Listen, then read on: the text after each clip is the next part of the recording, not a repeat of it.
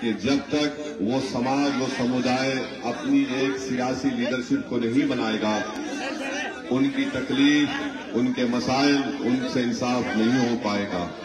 بہار میں آج مسلم اقلیت کی آبادی 19% کی ہے، اور 19% آبادی اتنی بڑی آبادی ہے کہ آپ کے بغیر کوئی حکومت نہ بن سکتی ہے، نہ آپ کی آواز کے بغیر کوئی سیاسی فیصلے لیے جا سکتے ہیں، مگر ہم اپنی اس طاقت کو محسوس نہیں کر رہے ہیں۔ میں آپ سے یہ بولنے آیا ہوں کہ آپ صرف ووٹ ڈال کر اپنے گھر میں مت بیٹھ جائیے۔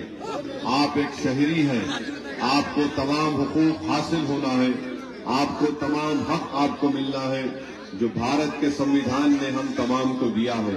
تو میری آپ سے گزارش ہے کہ اختر الایمان صاحب کی قیادت میں جو بہار میں مسلم اقلیت اور مظلوم عوام کی انصاف کی لڑائی لڑی جا رہی ہے، اس میں آپ کے ساتھ کی ضرورت ہے، آپ کی ووٹ کی ضرورت ہے، اور آپ تمام نوجوانوں کو ایک پیغام دینے آیا ہوں کہ دیکھیے لڑائی آپ کے لیے ہے، آنے والا مستقبل نوجوانوں آپ کا ہے۔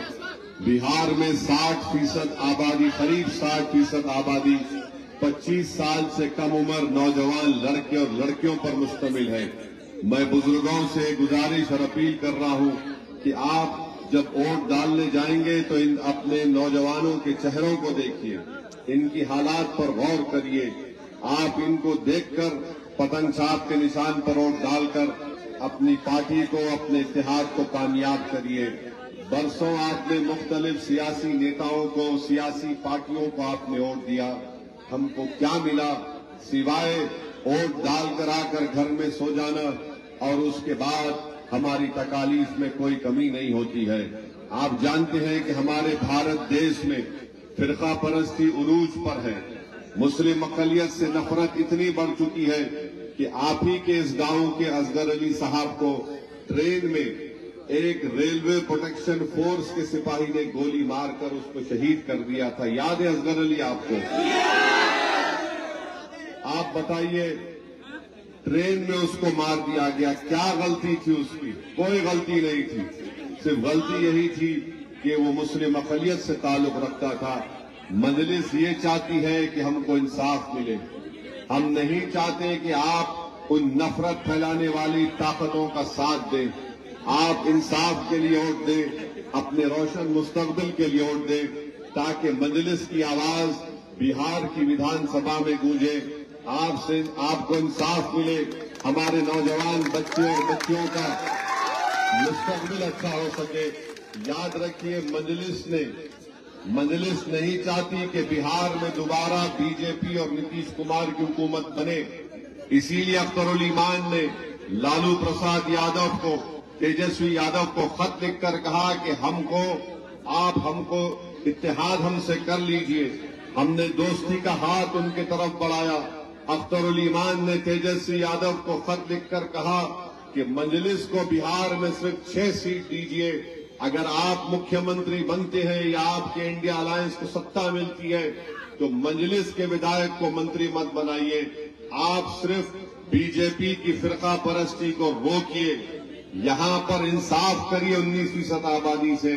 اگر اس کے باوجود بھی تیجسوی اور لالو پرساد اور ان کے خاندان کے لوگ ہماری اس دوستی کی پیشکش کو قبول نہیں کرتے، اور دوبارہ اگر خدا نخواستہ مودی کا آدمی یہاں پر مکھیہ منتری بنے گا تو آپ کو معلوم ہو جائے گا کہ کون مودی کو بہار میں آنے سے روک رہا تھا اور کون مودی کو بہار میں کامیاب کرنا چاہتا تھا۔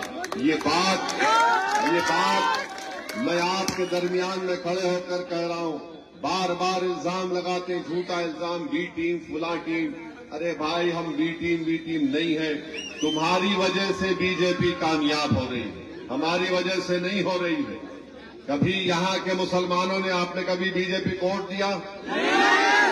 تو کیسے بھاجپا کا آدمی جیت جاتا ہے؟ جیتتا اس لیے ہے کہ یہ جو تیجسوی کا جو ووٹر ہے وہ مودی کے گود میں بیٹھ کر چائے پی رہا ہے۔ اس بات کو سمجھا، یہ اپنے ووٹر کو نہیں سمجھا سکتے۔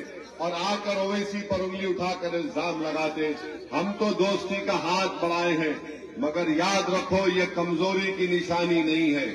اگر یہ ہاتھ دوستی کی طرف بڑھ سکتا ہے، اگر تم نہیں سمجھو گے اور اگر تم اسی طرح غرور اور تکبر کے شکار رہو گے تو بہار کی جنتا کبھی تمہیں معاف نہیں کرے گی، کیونکہ تمہاری نادانیوں کی وجہ سے نقصان نہ صرف بہار کے بہاریوں کو ہو رہا ہے بلکہ دیش کے تمام غریب اور مظلوم عوام کو اس کا نقصان اٹھانا پڑ رہا ہے. بہرحال میرے عزیز دوستوں، بزرگوں، آپ تمام کا بہت شکریہ. آپ یہاں پر آئے. آپ سے اپیل کر رہے ہیں کہ ویدھان سبھا چناؤ میں پتنگ چھاپ پر بٹن دبا کر اپنے اتحاد اور سیاسی شعور کا ثبوت دیجیے. بہت بہت شکریہ. السلام